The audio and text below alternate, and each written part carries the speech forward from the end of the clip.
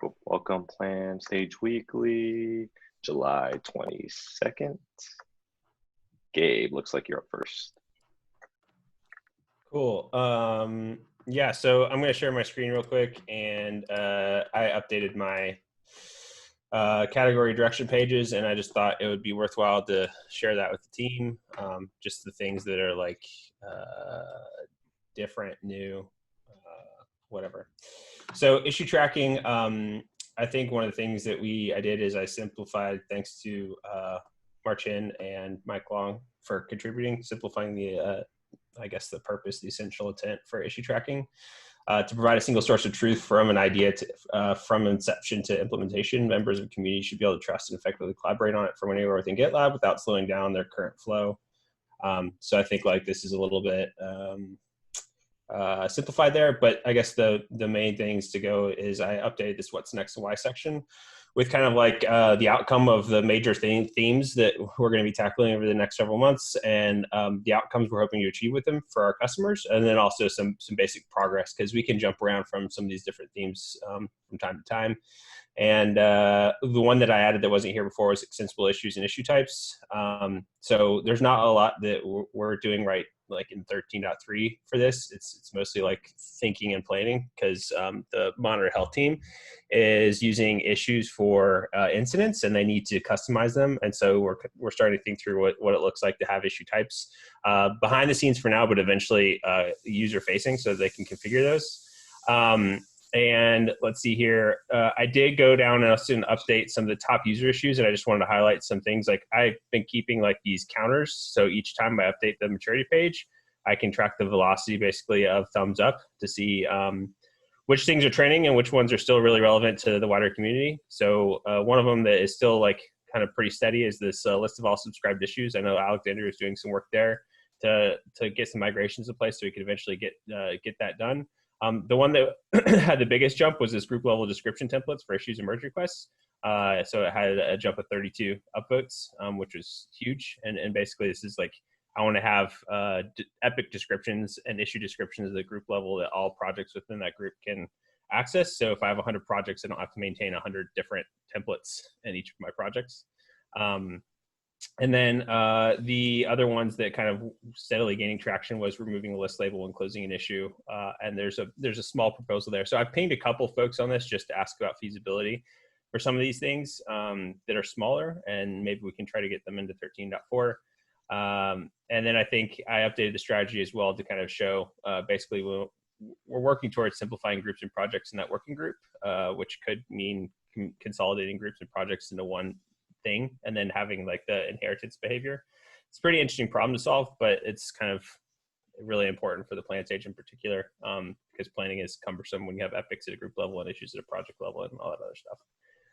So that is issue tracking. And I think, let me go down to the Jira Importer. I'm not going to run through it, but what I basically did is I updated at the very bottom. I think it's worthwhile to work towards merging the work we've done with the importer with the Jira integration. So the integration team's taking some time off. We're taking some time off from the importer, but to come up with a kind of more formal plan. But I think ultimately it makes sense to merge those two things together. And then the other one that I'll kind of spend a little bit of time covering is I went through the Kanban boards direction page, and I updated it to sort of be more generic and remove references to just issue boards. So Keenan, I think, is going to be driving boards for a little bit, especially as he's working on program boards or epic boards and the swim lane stuff. And we're going to be collaborating, of course. But boards need to evolve to support more objects. They're not just issue boards anymore. And I think like using them for issues is one use case, but as we have epic swim lanes and as we have epic boards, there's also an ask to have merge request boards, right? And boards for different object types and how that behaves. I think boards are going to evolve a little bit outside of just issues. So in addition to making them real time, we want to make them kind of more extensible, which is a general theme. And so I updated the strategy down here to kind of reflect those sort of goals. Yeah, so that's a general update about direction pages that I did this month, and just wanted to keep everybody in the loop.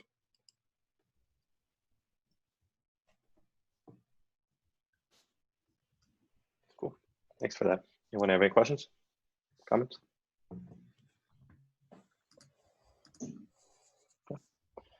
All right, we'll move on to demos then. Kushal, you're up first. Yep. So sharing my screen. So we have been planning to work on making asynchronous filtering support in roadmap by making use of some framework features that we have introduced in past couple of months. One prominently being this filtered search component, which is now part of GitLab UI. So that allows us to make asynchronous search. So today, if you go to gitlab.com in any group and search for something, you would have to hit enter and it would reload the whole page with the filters applied. You don't want that because roadmap is loaded asynchronously. So filtering should also work asynchronously. So that's the goal here. So visually, it shouldn't look much different from what we have now, except for some behavioral changes. So we'll start with these three sections or layouts that we support. So these three layout switching action will still be asynchronous because right now roadmap app once gets loaded needs to calculate a bunch of layout stuff like screen width, column size, and the number of months that we want to show on initial load. So those actions require some initial computation. So at least for first iteration, we will have these three buttons behave asynchronously. So switching between these should still reload the page. But from there onwards, everything is asynchronous. So we start with the epic state dropdown. So if I select on all, it would just apply the state and it would re-render the roadmap section with the newer set of epics. Reflect the state that was selected. So the URL compatibility stays the older one. So if we were to paste this, the updated layout immediately. Then the next one is obviously filter search bar. So we are starting with having the filter search. Both label filtering will be supported. So if we select author, then it will show users. Hit enter, it will filter the results with that author.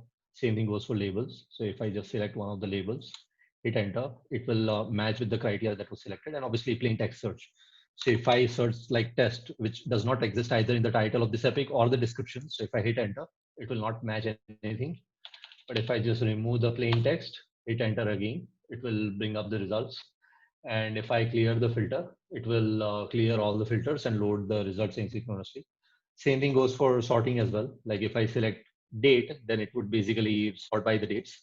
And if I change the direction, it will do that asynchronously as well. History is also available. Like all my recent 5 searches are available there. So if I select one of the existing search, if I just copy this URL, go to new tab and paste it, pre-apply. The behavior is still the same like we had, except for the full page reload part. Obviously, we still plan to add milestone filtering, but that is for another MR where we need to have backend support in the graph query to begin filtering based on milestones. But so far, there is the progress. And as we move on to other places where we want to have asynchronous filtering functionality, all the framework level changes that we are doing for roadmap should be reusable in other places as well. So that was it. Any questions or feedback you might have, feel free to reach out or post it in plan channel. Thanks. That's great, Kushal. Thank you. Yep. Next is Alex. Right, he dropped off. His net was having some difficulties. He just mentioned that we should probably align the name of the iterations table in the database is sprints from when it was named that. The feature was named that. So now that we've launched that, we may want to migrate that to just call it sprints, or call sprints table iterations, which I think is probably the right move and probably good to do before a bunch of people start using that feature and that table grows. And then his next thing was that, so part of the goals for 13.3 are to establish the burn up and burn down, or Alex, are you here? I don't know. I'm here. Can you please voice it? Still, my net is. So part of the goals for 13.3 are having the burn up and burn down charts on the iteration report, as well as kind of like finalizing them on the milestone report, because they've been sort of in a half done, bit of a wonky state on the milestone pages. So in 13.2, we shipped the state events on by default for everything around milestones, but we don't yet have those 4 iterations. So that means when issues that are in an iteration are closed or moved out of the iteration, it creates an event that tracks like what happened there, so you can keep track of the scope within an iteration, which is necessary data for those charts. So what we're trying to do in 13.3, and like this is probably going to come in a little tight, is introduce those endpoints to introduce that data for the front end, and then also have the front end build out those charts. And Heinrich's working on that now. So there's a chance we get it done early enough in the iteration that we can also get the charts going. But I think Alex was just calling out that kind of disparity between don't yet have the data, trying to deliver the charts by the end of the iteration or by the end of the milestone. It's a little bit of a chicken and egg problem. I don't know, Gabe, if you wanted to expand on what you said there about the charts being decoupled.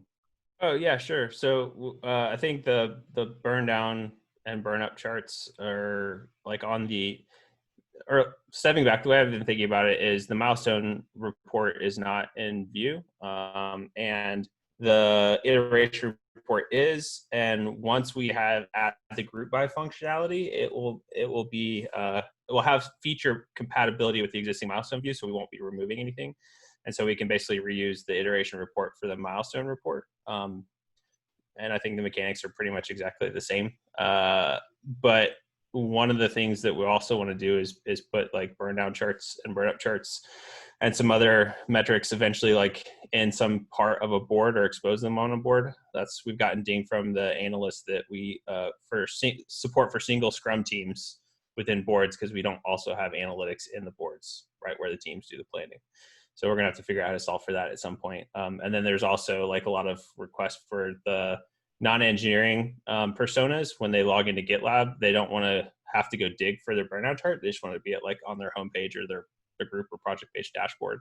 So I think there's like, all I'm saying is that it will be reused lots of places. So like we should build it in a traditional like standalone component type thing, so that it's easy to plug into all those places. That's all. Cool. Yeah, I'm not sure if you can hear me. Hopefully I don't drop off while talking. That's the idea actually, and I think how it is built right now, the burn down and burn up, is that there is a front-end component that is being fed with some backend data. Well, it's an array of data grouped by dates.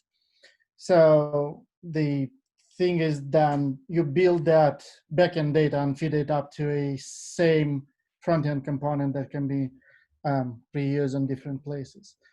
So the main thing is like building that backend data, array of data that you need to build the chart upon. Yeah, one thing that I think I mentioned to Jake too, I know we were talking about right now, I think we send a bunch of issue data to the front end, and the front end in that array, and then the front end parses that and transforms it into like the basically time series plot points. And so we were talking about having the server pre-calculate all that and just to send the front end the array of plot points. And if that's like, I agree with that in isolation. Well, I agree with whatever engineer just wants to do, but just something else that we're looking at is when looking at iteration report, for example, and we have the group by the ability to filter out certain things, so you only see a subset of the information. And when we do filter out like maybe some of the issues or whatever, we would want the charts to re-render with only the scope that is filtered down, if that makes sense. So I don't know if that means we have to recalculate everything on the back end. I guess the pros and cons are you get an initial huge payload from the back end, and the front end has to do all the work. But then whenever the filters happen, you don't have to make another back end request. Anyway, I'll leave it to y'all to make the trade-off, but just so you do have more context when making the decision, I thought that it would be helpful to call it out. I think like previously we were sending all of the backend data, like whatever we're getting, then we're sending to the front end. I think now we're just computing everything by date. So the amount of data is much, much less, obviously depending on the milestone range. If we take, because like the sprints should be fairly short. like 2 weeks or 3 weeks or whatever the iterations. So the amount of data is much less than for the milestones. The same. We're grouping it by date, which should be a lot less data than.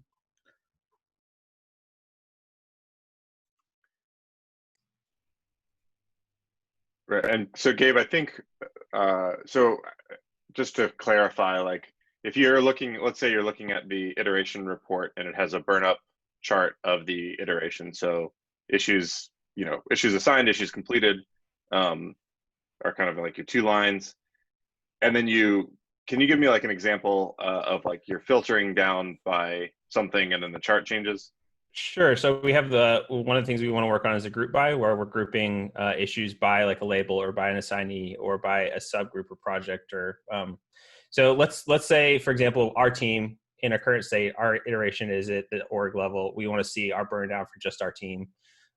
We would go in and we would group by label, and then we would filter the labels that are there to just show group : project management or DevOps : plan. Right. And so that would remove everything from the list, basically hide it. And then since it would just be showing our groups or stages issues, I would want the burn up and burn down charts to reflect just our stages issues. That's it. Was that a good example? Yes. If you point me to an issue, I'll document it so we have it captured async. Okay. Yeah, I can try to do that too. I mean, there's some conversation about it we've had on issues, but I'm just trying to balance the concern of caching the data so that it can, like, the charts can be very quick and they're not like with how we so yeah, maybe it's caching a massive data set and then the front end handles filtering it between that. Anyway, we'll figure it out. Yeah. Hey, real quick, just to clarify on that. So for 13.3, are we planning on keeping it the same way we do milestones, in that we're sending just all the data to the front end, and then the logic to render the charts is primarily on the front end, and then down the road we're going to switch that? Or are we planning on changing the way we're handling that in 13.3 for iterations? That is a good question. If memory serves, we're going to treat it the way milestones are treated currently and then change it. But that I talked to Heinrich yesterday, and now I'm kind of like parsing through what he said, and that may be wrong. So I'll follow up on that and check in with you. Cool. Yeah, I didn't put the filtering is not in 13.3. I don't even know when it will be, but so we don't have to solve for it this milestone or the release. I just wanted to let y'all know in case it impacted your decisions on how you built it. Cool. Thank you. Okay, so it looks like next is workflow. I'll just go through the goals for the next week or next iteration on the front end side of things. I put in here that I was going to move these over to iteration 1. We'll probably still do that, but we'll make the decision after Gabe's comment B there. But we can go through these the goals before we decide how we're going to handle iterations anyway. So for iterations, what we just talked about, the charts, the burn down charts, we're working on the burn down chart initially, but then the burn up chart shouldn't, it's just a matter of getting the right data in. Also including the report page within projects is a goal for the next week. I think I think there's a back end, that's a front end and back end issue. So we'll be working with the back end on getting that in. Our swim lanes, a few things, continue integrating issue cards with the back end, working on drag and drop. There's 2 issues for drag and drop. One, dragging them from to allow for different epics or for moving to different epics, and then one for allowing movement to different issues, or I'm sorry, different lists. I don't know which one we're working on specifically in the next week, but it'll definitely still be, one of those drag and drop issues, and then integrating with mutation on the back end. So on the sidebar, we're working on creating that sidebar container so we can start adding the GraphQL-ified components to it. So it'll probably be container in the following week and then components after that. Lastly, for swim lanes, there's a couple of issues about moving configuration items or adding configuration items to boards within the modal. I'll be working on creating that. I think the MR for toggling labels on and off is already in there. Yeah, the MR for that is in there. Next thing is adding the ability to hide the open and close lists. All right, requirements management is an issue out there for, right now we do inline creation or editing of requirements. We're gonna move that over to the right sidebar, which is pretty cool. I know Gabe's going to ask, what are you asking, Gabe? I think it's an interesting idea. I was just curious what happens when you create the requirement. Does it just drop it into the list, or do you go to the requirement detail page? I guess there is no requirement detail pages. Yeah, so we just add it to the list. It'll be interesting because as we move issues to, so right now requirements are its own, it's not an issue. But as we move issues over to a single view app, the idea is that we can have like the issue creation, issue edit in places, in a lot of places. So in the sidebar, like on boards, and I think there's an issue out there. Kushal probably has a link to that, on allowing the ability to create or edit an issue within the, I think it's within the board sidebar. So it'll be interesting. I think it's a good one to start on, having the ability to edit everything with requirements management, just because it's a bit smaller in scope. But yeah, so that's what, there's already designs within that issue. That's what we'll be working on next week. It looks sweet.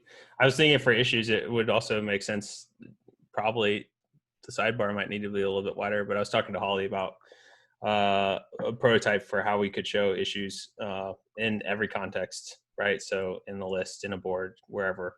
Same thing for like the same. I think we should work towards the same pattern for all the things so it's consistent. But I think that's a great idea because it doesn't like kick you out of your current context, which I love. So kudos for moving that forward. Cool. Lastly, on epics, this issue that we're working on is around updating confidentiality within issues.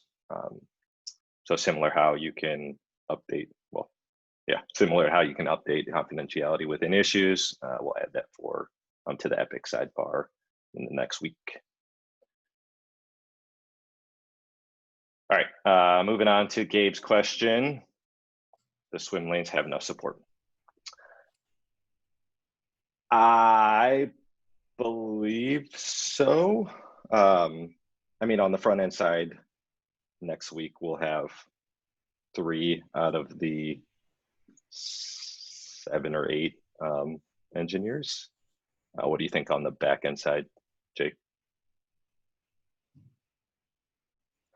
I don't know. We have Brad and Mario out this week, so we're a little bit light overall for 13.3, and I don't know what John's folks necessarily like priorities are, but definitely happy to help wherever possible. Well, I saw one thing from the 13.2 retro. One of the backend engineers just mentioned how they felt a little overwhelmed and reached out to others for help, but they were working on other urgent things. So I guess I would say that at least within our stage, we should support that effort and making sure it hits the 13.3. And I don't mind if like some of the engineers that are working on my group, with your blessing, Jake, support them if they ask for help. So. Oh, totally. Yeah, for sure. I mean, we're all spread pretty thin and all kind of like in the boat together. So I think, trying to make the scale balance out wherever possible is where I'm happy to, support that in whatever way possible. Yep.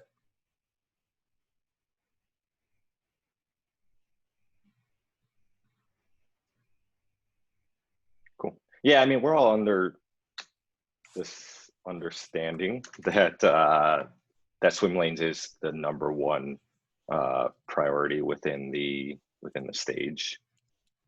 So, like Jake said, it's about figuring out where we can move the priority of other things, like if we need to move things back or change anything that we're currently working on, we should go ahead and do that.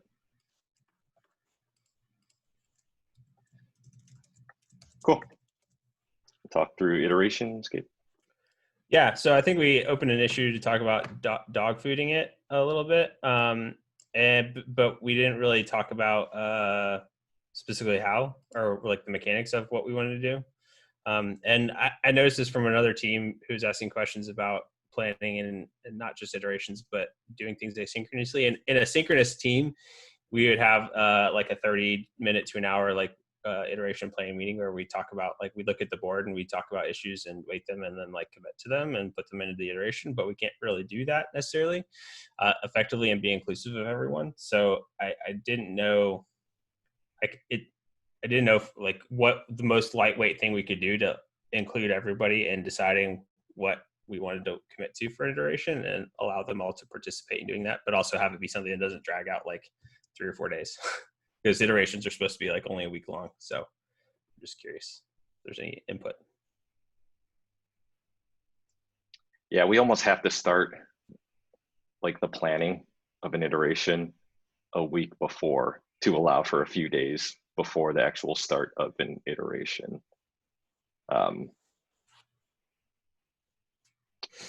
You know, because similar to how right now when we do release planning or milestone planning, we tend to, or we've been trying to start like a month beforehand, which may be too long, which may make it a little difficult to keep on top of everything that we need to plan for a milestone. I wonder if, yeah, the only way, or maybe there is a way where we can just start planning a couple days before an iteration and then get everything figured out that we want to work on in that iteration by the actual start of the iteration. I don't know. What do y'all think?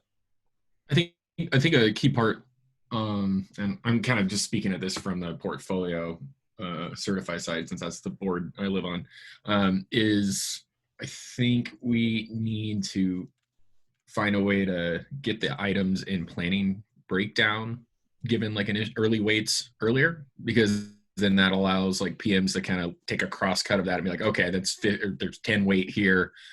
That doesn't seem like too big of a bite. Okay, these are the ones I would move forward given bandwidth, and then we can have the conversations on that's too much or we have room for more. But when the items in the planning breakdown are not weighted, it's really difficult, at least for me, to say this is what I think we can get done. So if we're trying to do smaller consumable chunks, and this is something Charlie and I talked about in our shadowing exercise, to me it feels like that's the area where we get hung up. Is we just don't even have a cursory idea of how big some of those items are. And so it makes it difficult to kind of say, here's what we should move forward as the immediate next chunk of work. So if there's a way for us to weight those at a faster cadence, even if it's only a couple at a time, just to kind of, I don't know, paint the picture of how big the work might be, I think that would help us have these quicker planning conversations. Yeah, that's a good point, because I think where we're struggling or where we're coming to a stop at is when issues are in planning breakdown and they're large issues that really need to be broken down into smaller issues. Because right now it's in planning breakdown, it's a single issue. Our max weight is essentially a 3 that we've been trying to keep it at. So I think we're just like throwing in 3s when we really should be breaking them down into other issues. But then it's kind of hard to track all of those smaller issues. Just thinking about swim lanes where we had an epic, but it's been broken down into a lot of different issues. Like I had trouble tracking where every issue and what's currently being worked on at.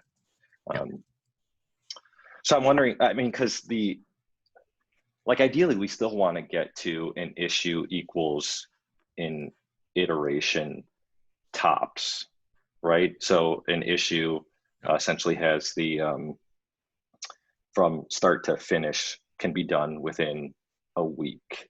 Mhm. Is that still what we're aiming to get to?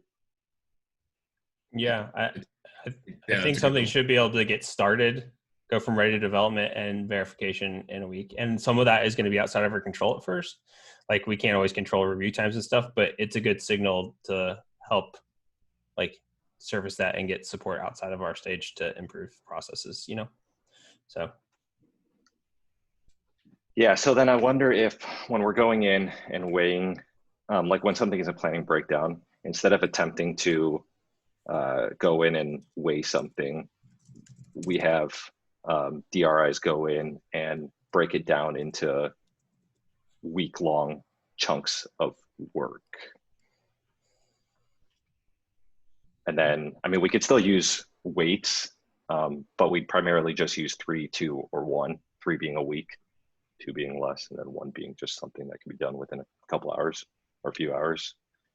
I don't know if that'll help anything.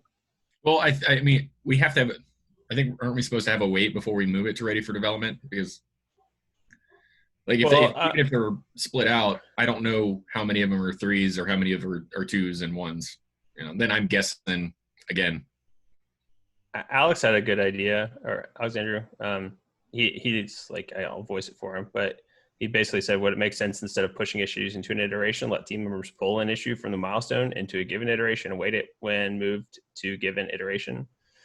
And I think that's traditionally how I've always done iteration planning is like you have release planning where you have like a high level, like t-shirt size type thing. Like this is an XXXXL or whatever. But then like, as you break that down into smaller job stories, those job stories get split out and then pulled into an iteration by a team. And when that happens is when they like, will wait something. So we might not know like what the size is for a giant long running thing.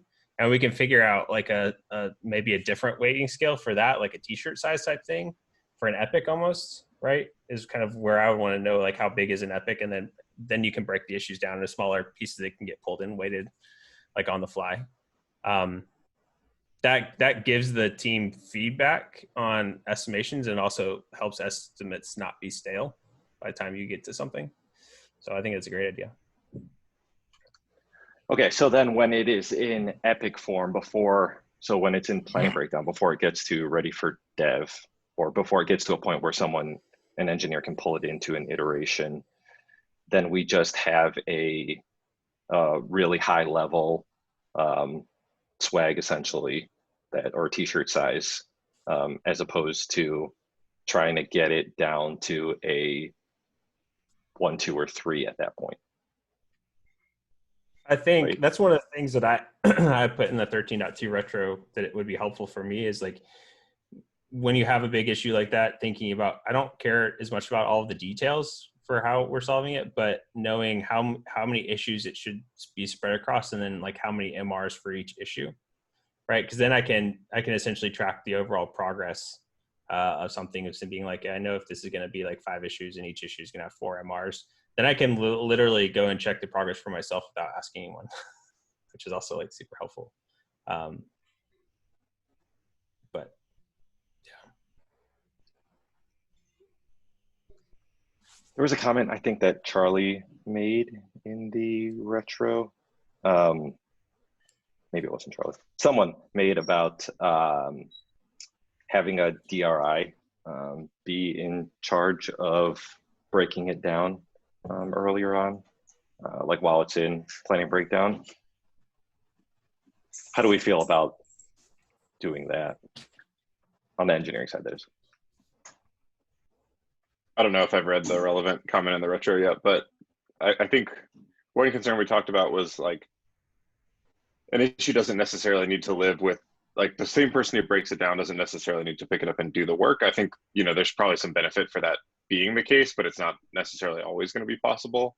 So I think there was some concern about like kind of an issue getting stuck with a person starting at planning breakdown, and then they end up, being the person who knows about it. So no one else wants to pick it up because it's not, there's some knowledge loss there, transfer cost. But I think that's,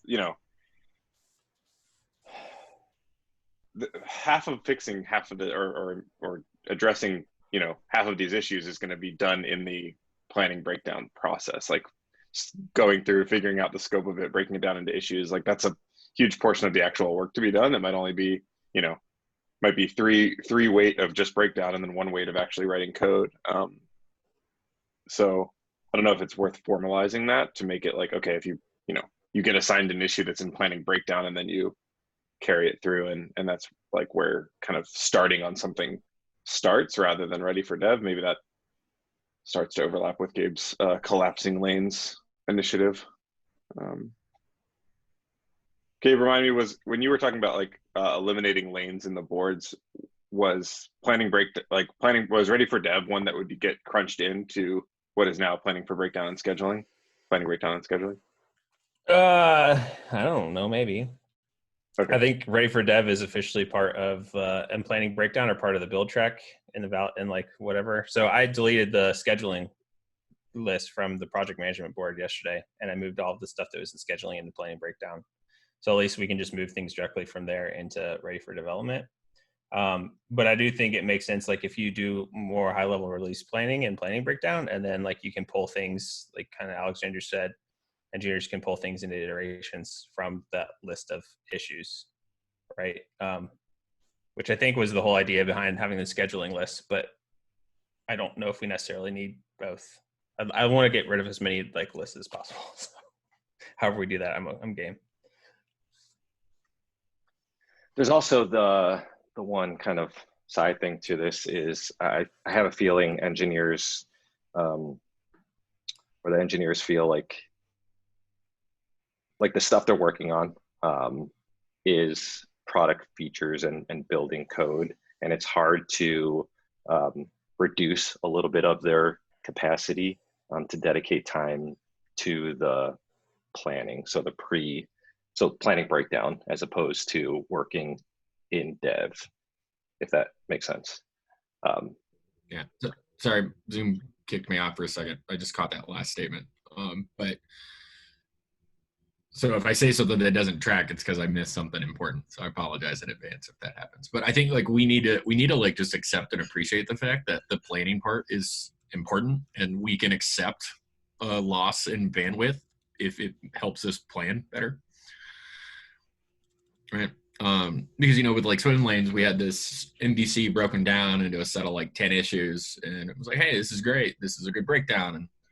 And now we've dug in and we found all the intricate problems and the details that are, we've got to sort out, the difficulties that it's facing because of X, Y, Z.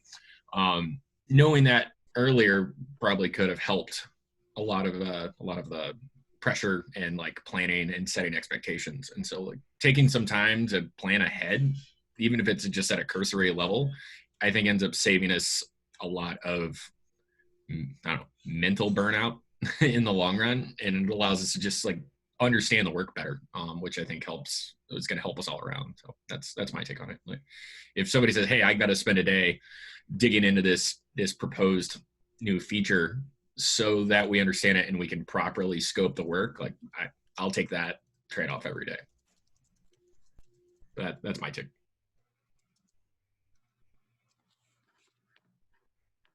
I would tend to agree with that. I think the basic idea is to spend 10% or so of your week like refining issues. It's like a perpetual thing for product managers and for the team as a whole. And the more the engineers are involved earlier on in that, the less assumptions product people will make, the better solutions that will come from things, because engineers understand how the system works much better than product people. And they can make suggestions for accomplishing the same outcomes with less effort. So like I've always seen it super, super valuable. And then the other idea is like once we do have velocity and we're tracking that in the product or as a team, 3 iterations, you only schedule like 80% of your capacity of your velocity, and you leave room slack. So like any team that's working at 100% capacity is incredibly inefficient. And so you want to build in slack buffers so that you can absorb like some things taking longer than others, and doing, planning breakdown, that sort of thing, so that people don't feel overwhelmed. So I also would take that trade-off gladly.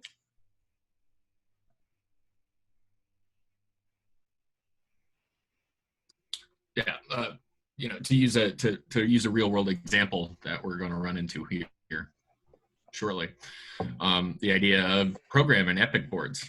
All right, like I would hope we can avoid the same level of, I don't know, blind spots isn't the right word, but like I hope we can start thinking through it and breaking it down prior to the milestone we want to start working on it, so that we can have a better indication of how much work is going to be involved, how many front end, back end individuals do we need to be successful, so that the devs themselves don't feel overloaded, and then we can give a estimation on, is that 5 weeks worth of work or 1 week, 2 week, right? And so the question then is like, okay, if we have if Alexis and I can hand another epic MVC like feature broken down into feature functions, what's the process for the team to be able to look at that and start breaking it down in a way that would then make us all comfortable in scheduling the work? I think if we use a real world example, maybe that'll help us with some of this theoretical discussion. I still feel like including the devs in that earlier discovery process would be helpful in understanding the level of effort that might be involved. That's something that Gabe and I are looking into with a checklist that will include involving a developer or dev lead or manager of some sorts into the brainstorming and sort of discovery part of the process. So hopefully that'll help. We'll see. Yeah, we also need to figure out how to have a buffer in some of that stuff, because like Jake was saying earlier, like if we're spending a lot of our time planning, the majority of our time planning, I mean, unless we're spending like all of our time planning, there's going to be things that we don't discover until we're actually working on it, until we actually develop it. An example of that, well, with swim lanes is like the sidebar. No matter how much thinking we did or planning we did beforehand, I don't know if we would have realized that the amount of work that's involved in adding the sidebar to boards until we actually got in and started writing code. Oh yeah, absolutely.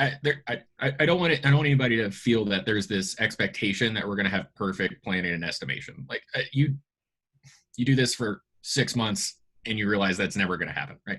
But I think there's a gap between where we're at now and that, theoretical never exists perfect, that we can get a more efficient in, just to help us all through it.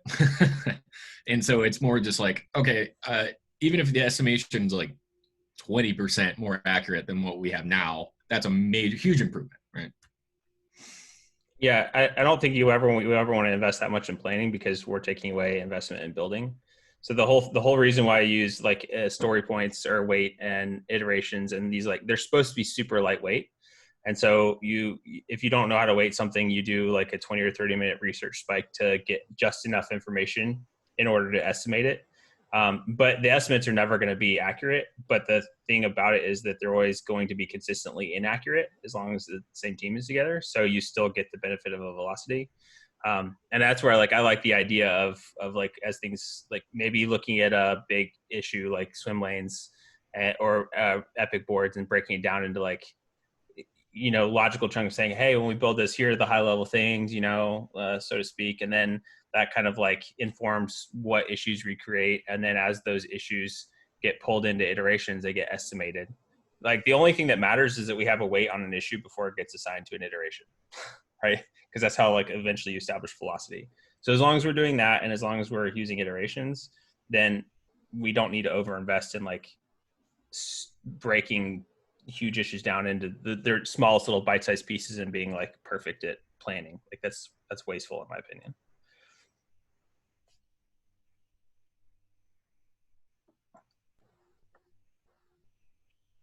Cool.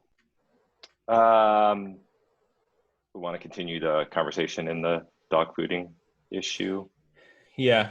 I wanted to kind of cover this one thing because I dropped it's under anything else. I dropped a note about this in our 13.2 retro, but I also just want to kind of like talk about it and explain so that there's a kind of at least basic understanding.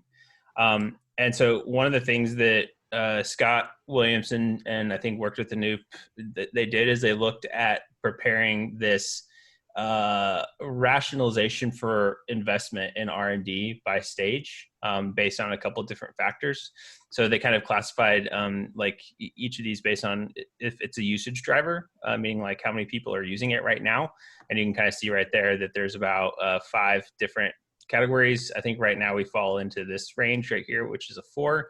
Our revenue driver score, which means like, I think it's basically, do you have a key feature or features in Ultimate and how much is that driving revenue? I think we got put in it at 3 right now. I don't necessarily agree with that, but it is what it is. And then our SAM drivers. There's a proposal in to update that to a 4, just so you know. Okay, cool. The SAM driver score is our serviceable addressable market, which means how many people can we potentially serve with the plan product itself and all of the subcategories and features, and like how many people, how big is it? And then you get this like combined score. And so all of the different stages get a combined score. So we get a percentage of all like the points. And basically we have 14.6% of all of the points across all the stages. But our stage level development spend is at 7.5%. And so we're basically like underfunded by 100% at this point right now. So like there's been a lot of like feedback from engineers, and I feel it too. Like we have all this stuff we're trying to do and these big things. I feel overwhelmed. I feel like we don't have enough support. And this is just like quantitative data suggesting why that feeling is there. And we talked to Scott a little bit about this and asked him how we're going to fix it. And I don't know if there's anything we can necessarily do for this fiscal year, but I know it's one of his goals and Eric's goals to get this variance down to 0%, which means like when we do fiscal 22 planning, hopefully this helps make the case of why we need more team members. But I think in the interim, I would just suggest us to continue to think about how we can support one another and like do things that help us not feel pressured and stressed while realizing that we have a lot on our plate and we're juggling a lot. And if that means cutting a few things or limiting the work in progress or whatever that is, I don't know the solution, but just saying like, I think we need to almost like band together and figure out how to help ourselves stay present and not overwhelmed and not burn out over the next 6 months. And then hopefully after that, we'll get some more support. But I just wanted to share that with everyone so they had context.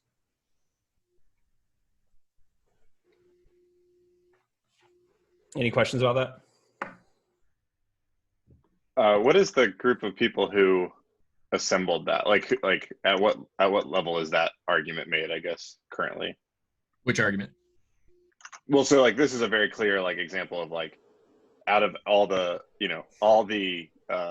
lines on this table, we are like easily the furthest away from where we should be with yes. Like the next one is -4 and we're at -7. Yep. I guess my question is like, at how is that something that everyone sort of agrees with all the way up to the E group?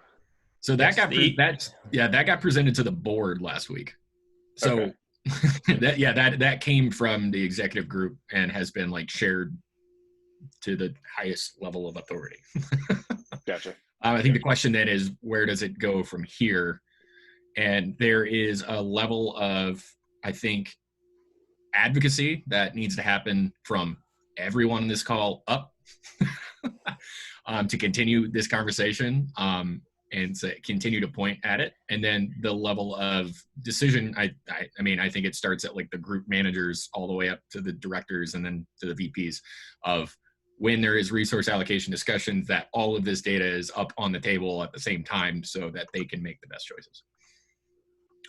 But I also think it's worth saying part of what led to this is there's like 5 main themes that we as a company wanted to focus on for fiscal year 21. Plan was the 4th out of the 5. And then when the COVID thing happened and we basically slashed our spending and we cut the last 2 themes is things that we could reasonably like deliver and set expectations that we could deliver this year because of basically the safety net of we don't want to overcommit ourselves. We want to make sure that we have enough runway in the bank We don't want to grow faster than we think we reasonably can. And so that's naturally just like what happened is that the plan was the fourth one that got cut. But it's not like we don't have support. It was like a very rational business decision of why it happened this year. But that's also why Scott and Eric have said, like, it's our goal to get that back to zero for the next year. So all that to say, like, I understand why it happened, but it doesn't make it any easier for us today. Yeah, we were just essentially right under that dotted line.